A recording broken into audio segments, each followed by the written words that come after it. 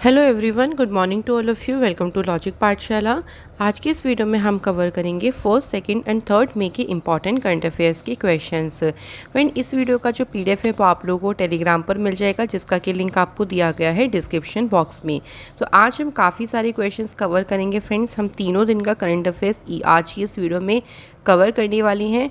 और April month आपका and हो चुका है, तो उसकी जो भी मंथली करंट अफेयर्स होंगे वो भी आपको एक एक करके प्रोवाइड करते चले जाएंगे।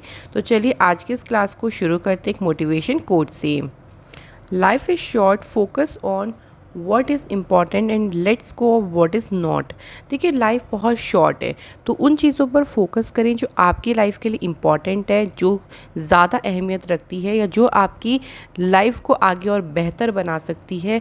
उन चीज़ों पे फोकस करें, ना कि रादर देन उन चीज़ों पे जो कि सिर्फ टाइम पास हैं या फिर जो चीज़ आपके फ्यूचर को एक तरीके से डिस्ट्रॉय करती है। तो इसलिए ये आपका चॉइस है या आपका ये डिसीज़न होता है कि आप किस चीज़ पे फोकस करें, किस चीज़ पे नहीं करें। तो इसलिए हमेशा इम्पॉर्टेंट चीज़ों के ऊपर फोकस करें। चलिए शुरू करती हैं। तो मई में देखिए कुछ इंपॉर्टेंट डेज़ को कवर करते हैं। सेकेंड मई को एक डे सेलिब्रेट होता है जिसे कहते हैं वर्ल्ड ट्यूना डे। ट्यूना एक फ़िश होती है और इसी दिन को यहाँ पर सेलिब्रेट किया जाता है हर साल सेकेंड ऑफ मई को। इसमें क्या होता है, देखिए, ट्यूना फ़िश के बारे में लोगों को अवेयर किया जाता है, इस मछली के बारे में लोगों को बताया जाता है रिगार्डिंग सस्टेनेबल फिशिंग प्रैक्टिसेस, यानी इस टिकाऊ मछली पकड़ने के तरीकों के बारे में, टूना मछली के बारे में लोगों में जागरूकता फैलाने के लिए हर साल 2 मई को विश्व ट्यूना दिवस मनाया जाता है। इस दिन को शुरू किया गया था यूनाइटेड नेशन के द्वारा 2016 में by the United nation general assembly, ताकि ट्यूना फिश को क्या किया जा सके, प्रिजर्व यानी उसको संरक्षित किया जा सके। नेक्स्ट देखिए हमारा आता है वर्ल्ड प्रेस फ्रीडम डे। तो 3 मई को आपका वर्ल्ड प्रेस फ्रीडम डे या प्रेस फ्रीडम डे, खाली ये भी लिखा आ सकता है। तो ये आपका कब सेलिब्रेट होता है, 3 मई को सेलिब्रेट होता है। ये इस दिन की घोषणा यूनाइटेड नेशन जनरल असेंबली के द्वारा दिसंबर 1993 में की गई थी। इसमें इस दिन देखिए उन जर्नलिस्ट को यहाँ पर ट्रिब्यूट दिया जाता है जिन्होंने अपनी जान गंवाई। जैसे आपने देखा होगा कि बहुत ज़्यादा जर्नलिस्ट ऐसी ऐसी जगहों पे जाके भी न्यूज़ देते हैं जो बहुत ज़्यादा ख़तरनाक होती है कि लोगों तक वो बात पहुंच सके। तो उन्हीं को ट्रिब्यूट देने के उद्देश्य से कि क्या इम्पोर्टेंस है जर्नलिज्म की, उसके लिए मनाया जाता है ये डे। और इस बार की जो थीम रही है वो आपको याद रखनी है, जर्नलिज्म अंडर डिजिटल सेज। ये इस बार की रही है इसकी थीम। चलिए अब शुरू कर लेते हैं हम लोग अपने क्वेश्चन नंबर फर्स्ट से। पहला क्वेश्चन पूछा गया है, the army of India and dash were held staff talk to boost cooperation with the 2 entities. भाई दोनों संस्थाओं के साथ सहयोग बढ़ाने के लिए भारत की सेना और नेक्स्ट हमें बताना है कि कौन से देश की सेना है जिसके बीच में ये जो टॉक है वो हुई है। राइट आंसर देखिए हमारा हो जाएगा यहाँ पे France is the correct answer. तो ये जो स्टाफ टॉक हुई है ये भारत और फ्रांस के बीच में हुई है। इसमें फोकस किस किस चीज़ पे किया गया है, कुछ इश्यूज़ हैं जो कि मिलिट्री ट्रेनिंग से रिलेटेड हैं, मिलिट्री एजुकेशन हो गया, जॉइंट एक्सरसाइज, डिफेंस कोऑपरेशन। तो दोनों आर्मीज़ के बीच में ये जो इश्यूज़ हैं ना, इनके ऊपर इस टॉक में पूरा फोकस किया गया है। और ये 18th नंबर का राउंड है स्टाफ टॉक, मतलब इंडिया और फ्रांस का जो स्टाफ टॉक हुआ है उसका ये कौन सा राउंड है, 18th राउंड है। अगला क्वेश्चन है हमारा, the US has again placed which of the following countries on the list of countries that must be monitored for intellectual property related issues। भाई अमेरिका ने किन देश को या इनमें से कौन से देश है उनको फिर से उन देशों की सूची में रखा है जिन पर बौद्धिक संपदा से संबंधित मुद्दों की निगरानी की जानी चाहिए। तो हमें बताना है फ्रेंड्स कि वो कौन सी 2 कंट्रीज़ हैं। तो यहाँ पे राइट आंसर हो जाएगा चाइना और रशिया। तो भाई अमेरिका का ऐसा कहना है कि इन पर जो है इंटेलेक्चुअल प्रॉपर्टी रिलेटेड इश्यूज से संबंधित इन पर निगरानी रखनी चाहिए। इनकी देखिए एक रिपोर्ट में जिसको कहा गया 2022 special 301 report on the effectiveness of US training partners protection and enforcement of intellectual property rights, यानी अमेरिका की जो है इस पर एक रिपोर्ट जो आई थी उसके अकॉर्डिंग जो है वो it again placed India on the list of priority watch list, यानी इन्होंने फिर से इसमें देखिए भारत को तो प्राथमिकता निगरानी की सूची में रखा हुआ है, और वहीं इन्होंने चाइना और रशिया के ऊपर भी बात कही है। It has place at least 21 countries, इन्होंने कितनी कंट्रीज़ को रखा है, लगभग इन्होंने 21 कंट्रीज़ को इस लिस्ट में शामिल किया है। किसके द्वारा किया गया? अच्छा, अगर ये पूछा जाए तो आपका आंसर हो जाएगा यूएस के द्वारा। अगला हमारा क्वेश्चन है, देखिए, in which city union minister Nitin Gadkari has inaugurated the 12 national highway projects.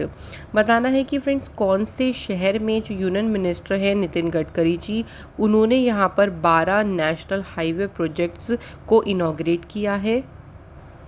Right answer is Hyderabad is the correct answer. तो हैदराबाद में इसे इनॉग्रेट किया है।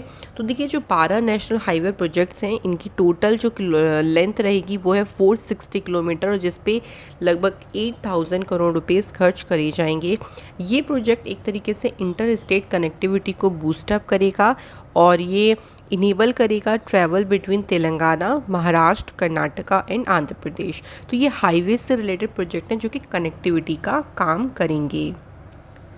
अगला क्वेश्चन है हमारा, northern regional load dispatch centre of power system operation. तो ये जो पोसोको है, इसने अभी एक एमओयू साइन किया है। कौन सी आईआईटी के साथ ये एमओयू साइन किया गया है?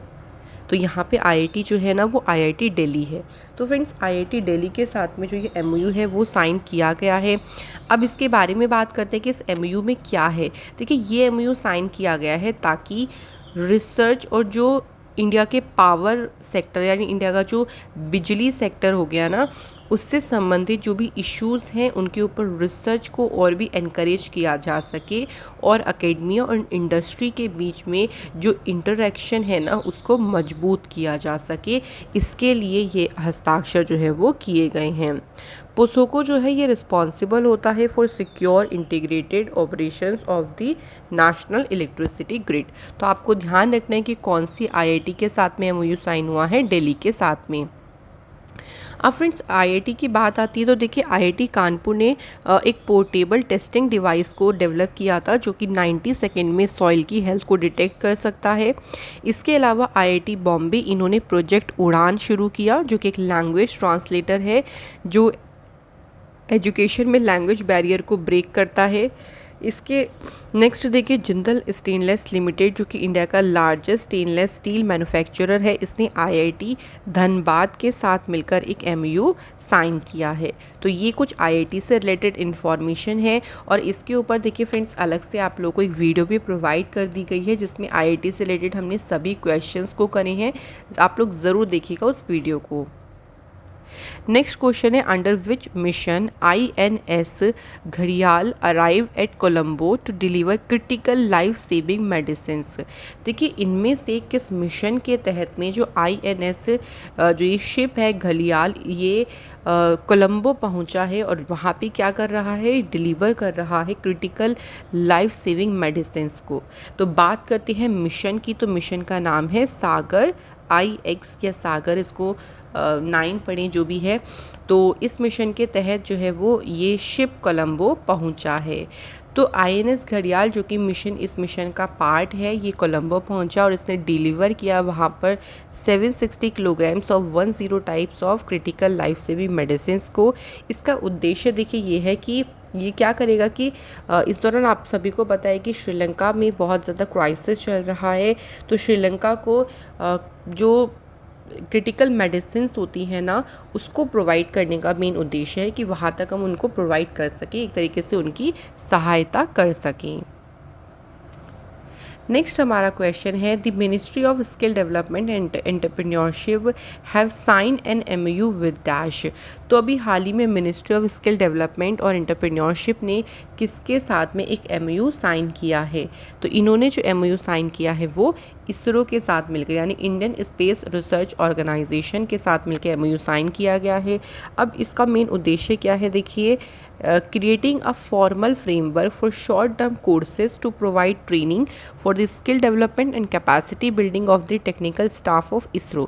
भाई इसरो का जो टेक्निकल स्टाफ है ना उनको यहाँ पर स्किल डेवलपमेंट ट्रेनिंग प्रोवाइड करना, कैपेसिटी बिल्डिंग ट्रेनिंग प्रोवाइड करना, शॉर्ट टर्म कोर्सेज उनको प्रोवाइड करना।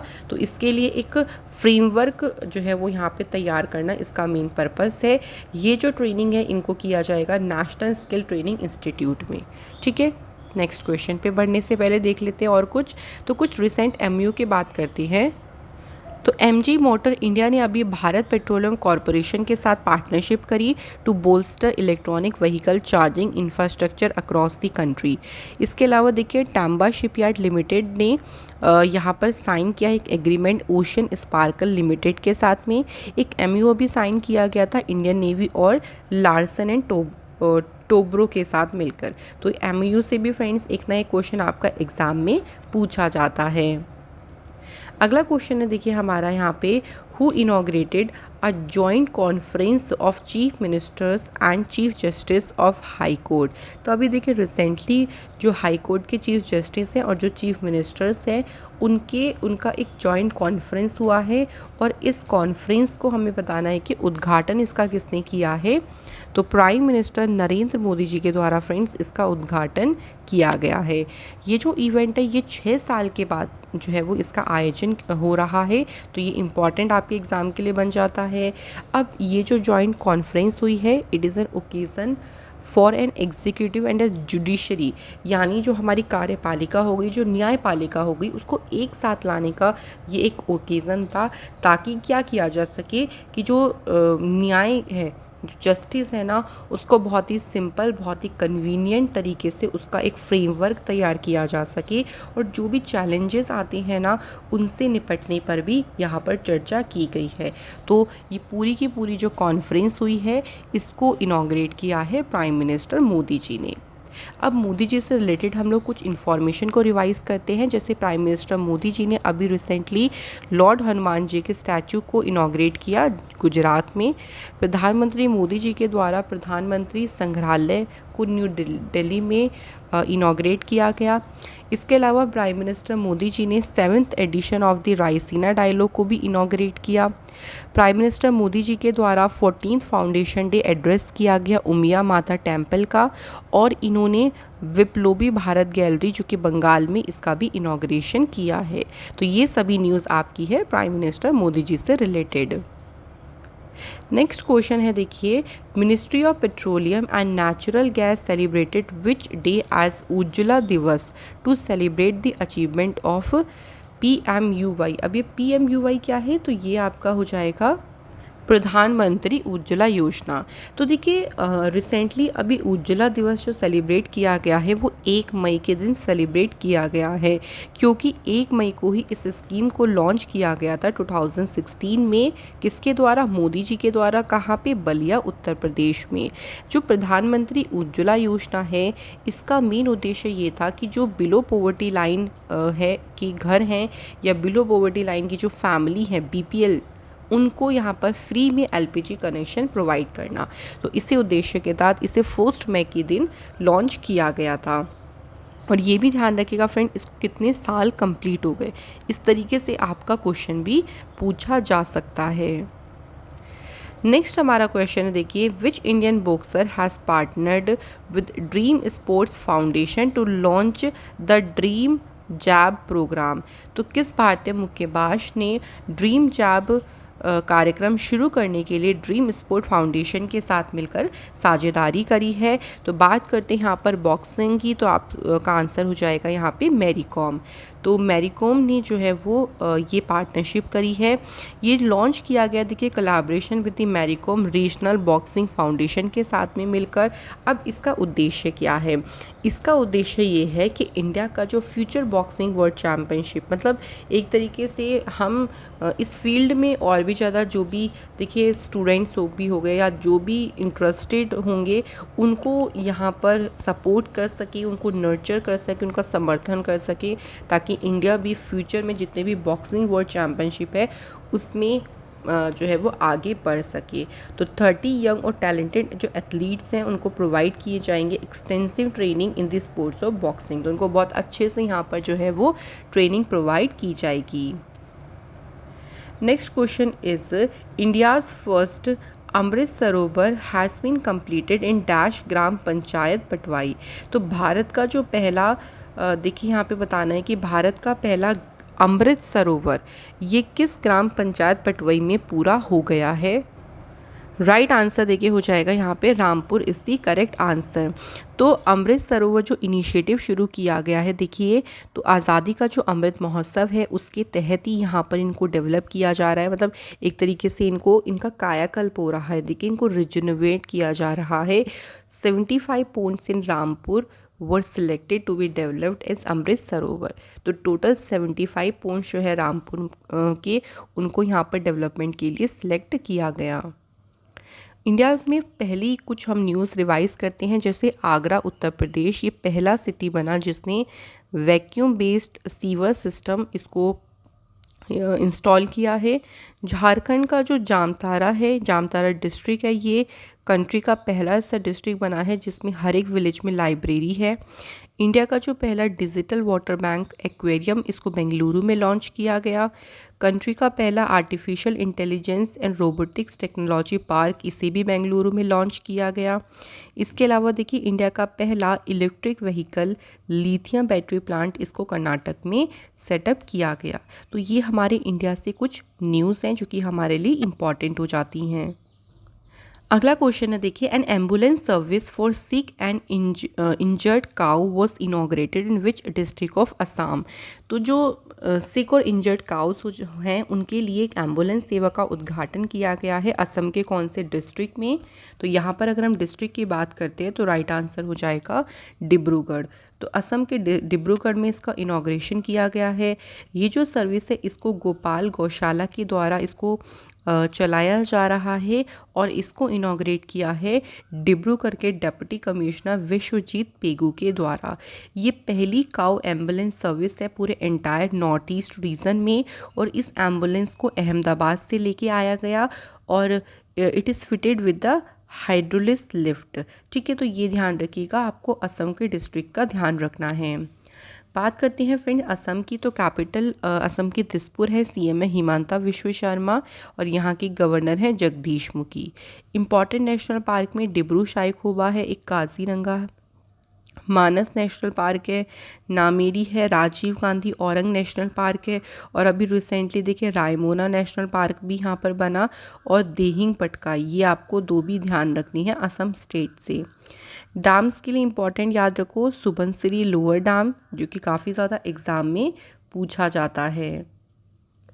अगला क्वेश्चन है, the e proposal system of which state has won the UN award World Summit on the Information Society Forum prizes 2022। तो किस राज्य की ई प्रस्ताव प्रणाली ने ये जो अवार्ड है ये पुरस्कार जीता है। तो राइट आंसर हो जाएगा यहाँ पे Meghalaya is the correct answer. ये जो इनिशिएटिव है ये मेघालय एंटरप्राइज आर्किटेक्चर का ही एक पार्ट है। ये क्या करता है, सरकारी विभागों में फाइलों की 75% जो फिज़िकल वर्क है ना उसको पूरी तरीके से एलिमिनेट करता है और मेघालय को सिलेक्ट किया गया है among the top 360 projects across the world. अब मेघालय की बात आती है तो चीफ मिनिस्टर हैं यहाँ के कोनराड के संगमा, गवर्नर हैं सत्यपाल मलिक। मेघालय की लोकेशन की बात करें तो आप यहाँ पे देख सकते हैं इस तरीके से मेघालय है। लोकसभा की सीटें हैं 2, राज्यसभा की सीटें हैं 1, बालपक्रम और Nokrek national park, Nokrek ridge national park, ये दोनों आपके कहाँ पर हैं, मेघालय में। अगला क्वेश्चन है हमारा, which state has sign an MOU with Israel based ISMC Analog Fab Private Limited to set up a chip making plant. तो इनमें से कौन सा देखिए स्टेट है जिसने ये MOU साइन किया है इजराइल बेस्ड एक कंपनी के साथ में, ताकि चिप मेकिंग प्लांट को जो है वो सेटअप किया जा सके। तो स्टेट यहाँ पर हो जाएगी कर्नाटक, यहाँ पर बिल्कुल सही आंसर है। तो इंडिया का जो पहला सेमीकंडक्टर फैब्रिकेशन प्लांट है इसको देखिए इससे ऐसी उम्मीद की जा रही है तो इससे 1500 जॉब्स डायरेक्टली जो है वो यहाँ पे जनरेट होंगी एंड 10,000 इनडायरेक्टली जॉब्स यहाँ से पैदा होने की उम्मीद है। तो ये आपको बस ध्यान रखना है कि कौन सा स्टेट है और कौन सी कंपनी है, इजराइल बेस्ड कंपनी है जिसके साथ में कर्नाटक ने इस MOU को साइन किया है। कर्नाटक की कैपिटल है बेंगलुरु, सीएम है वसावराज बोमई, गवर्नर है थावरचंद गहलोत। विरूपाक्ष टेम्पल, गोमतेश्वर टेम्पल, ये आपके कर्नाटक में है। यहाँ का फोक डांस क्या है? यक्षगान। नेशनल पार्क में है बांदीपुर, बानेरघट्टा, कुंद्रेमुख, नागरहोल और अंशी नेशनल पार्क। ये आपके इम्पॉर्टेंट है कर्नाटक स्टेट से। नेक्स्ट क्वेश्चन है Tata Sons will merge Air India with which of the following. भाई टाटा सन्स ने किसके साथ एयर इंडिया का जो है वो टाटा सन्स विलय करेगा? तो देखिए यहाँ पे राइट आंसर हो जाएगा एयर एशिया। तो एयर इंडिया को जो है मर्ज किया जाएगा किसके साथ में? एयर एशिया के साथ में। इसकी अनाउंसमेंट टाटा सन्स के द्वारा की गई है। और आप देख सकते हैं कि यहाँ पे एयर इंडिया जिसे हाल ही में टाटा ने एक्वायर किया था, 100% इसकी जो हिस्सेदारी है उसको हासिल किया था। अगला क्वेश्चन देखिए है who among the following has won the prestigious Whitley gold award in April 2022। अभी हाल ही में देखिए प्रेस्टिजियस विटली गोल्ड अवार्ड से किसे सम्मानित किया गया है? राइट आंसर इस चारुदत्त मिश्रा जी को ये अवार्ड दिया गया है। क्यों दिया गया? देखिए तो इनका कंट्रीब्यूशन रहा है to involving indigenous communities in the conservation and recovery of big cat species in Asia's high mountain ecosystem. तो एशिया के जो हाई माउंटेन्स इकोसिस्टम है वहाँ पे बिग कैट स्पीशीज़ के संरक्षण में जो है इनका काफ़ी योगदान रहा, जिसके लिए उनको ये जो विटली अवार्ड है ये से विटली गोल्ड अवार्ड से सम्मानित किया गया है। ये उनका second विटली fund for nature award है। पहली बार इनको ये अवार्ड मिला था 2005 में। तो आपको ध्यान रखना है, इनका नाम आपको ध्यान रखना है। नेक्स्ट हमारा क्वेश्चन है which TV series of Doordarshan has awarded the 14th edition of the exchange for media news broadcasting awards. तो इस अवार्ड्स में जिसका 14 नंबर का ये एडिशन हुआ है, कौन से टीवी सीरीज़ है दूरदर्शन का जिसको ये अवार्ड मिला है? Right answer is best friend forever. तो दूरदर्शन पे एक टीवी सीरीज़ आता है जिसको कि ये अवार्ड दिया गया है बेस्ट फ्रेंड फॉरएवर। ये half an hour weekly live phone show है जो कि डीडी नेशनल के ऊपर आता है, where in 2 pet expert guide people on how to take care of their pets. इसमें देखिए 2 पेट एक्सपर्ट हैं जो कि लोगों को गाइड करते हैं कि कैसे आप अपने पेट्स को टेक केयर कर सकते हैं, और इस टीवी सीरीज़ को ये अवार्ड मिला है।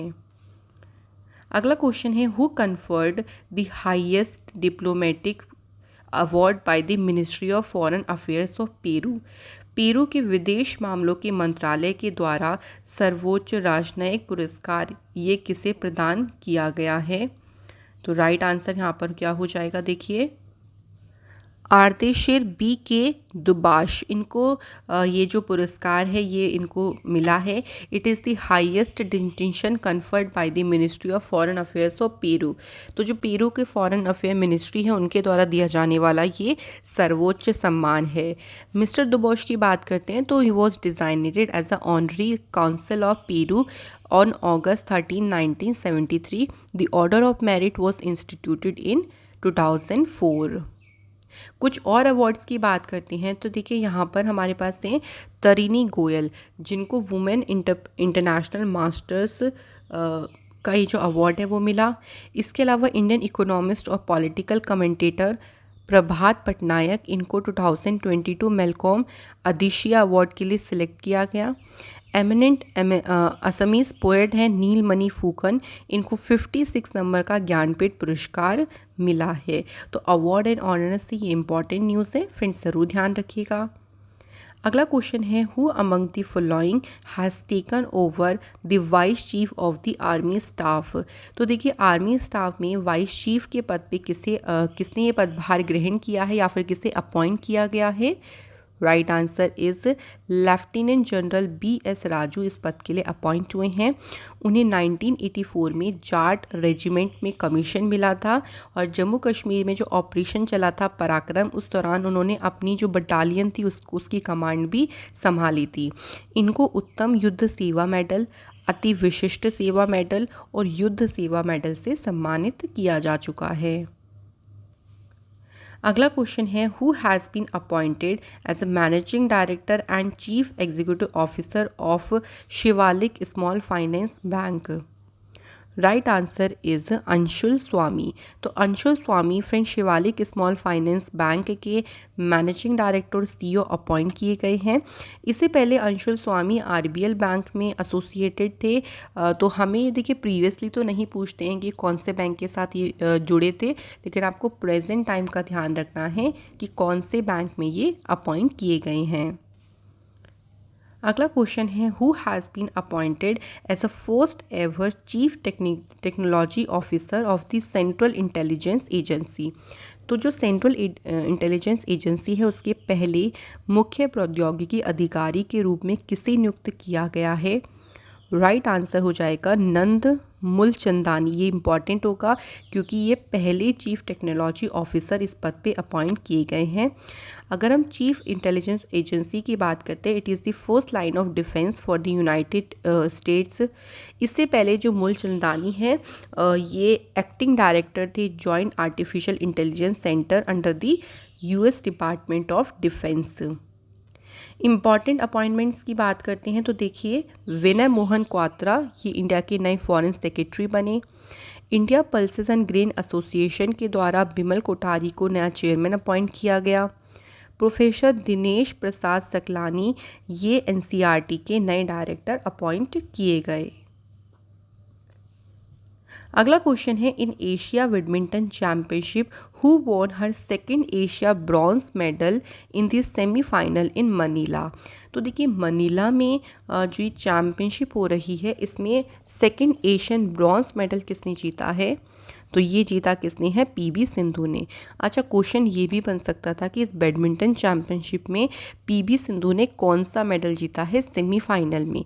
तो आपका आंसर क्या होता? फिर ब्रॉन्ज मेडल इन्होंने जीता है।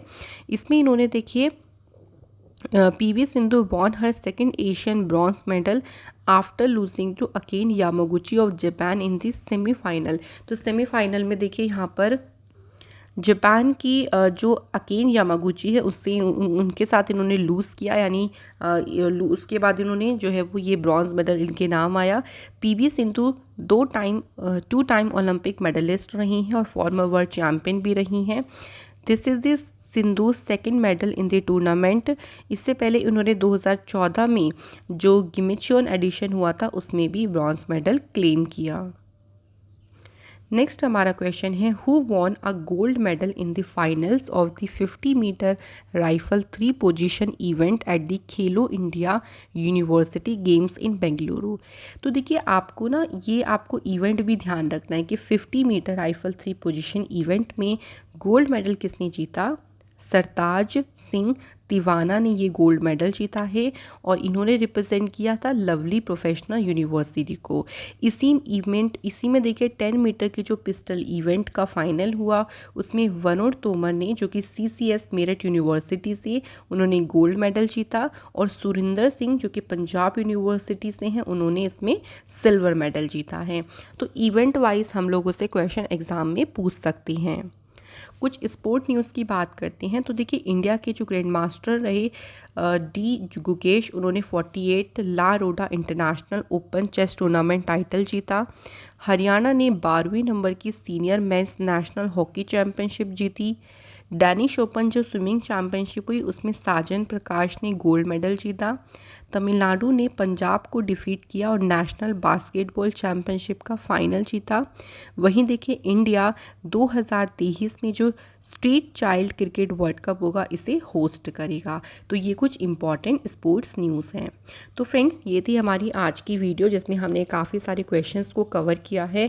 एक दो क्वेश्चन अगर मान लीजिए यहाँ से रह भी गए तो उनको हम डोंट वरी कल की वीडियो में भी कवर कर लेंगे।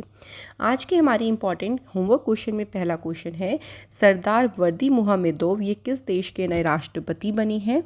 सेकंड क्वेश्चन देखिए, यूजीन पार्कर ये किस देश के एस्ट्रोफिजिस्ट रहे जिनका अभी हाल ही में निधन हुआ? तो ये दो क्वेश्चन आप लोग मुझे ज़रूर कमेंट करके बताइएगा और मैं आशा करती हूँ फ्रेंड्स कि आपकी तैयारी बहुत अच्छी चल रही होगी। ऐसे ही आप लोग अच्छे से मेहनत करते रहें। Thank you so much for watching this video.